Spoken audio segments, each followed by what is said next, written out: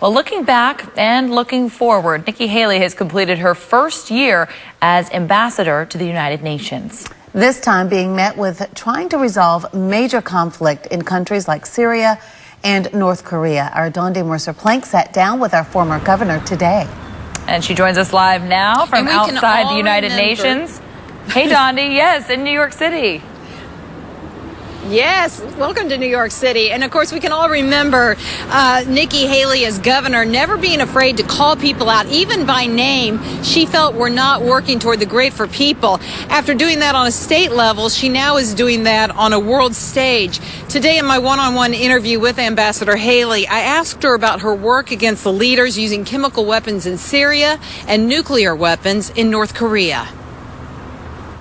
We're not going to compromise on this. We can never have a nuclear North Korea, ever. And so we're going to continue to push and squeeze until we get that to stop. And then the chemical weapons in Syria, I know Bashar al-Assad and his regime, you know, it's highly suspect that, you know, their own people are being affected again.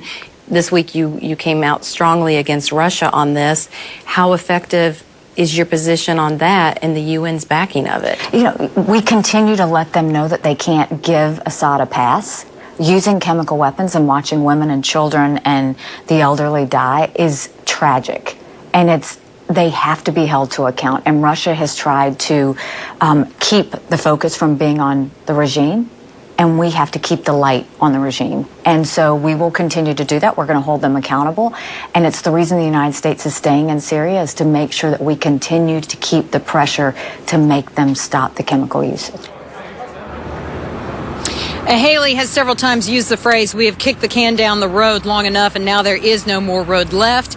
Ambassador Haley says that's why she worked hard to get all 15 members of the Security Council to agree on sanctions against North Korea, sanctions that put the squeeze on that country by cutting 90% of their trade and 30% of their oil. She calls that a success for the UN in keeping money from going to that nuclear threat.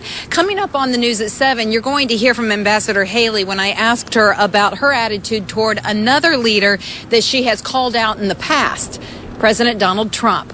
That's ahead on the news at 7. Live in New York City in front of the United Nations, Dawndy Mercer Plank, WIS News 10. All right, Dawndy, we look forward to seeing you back at 7. Thank you.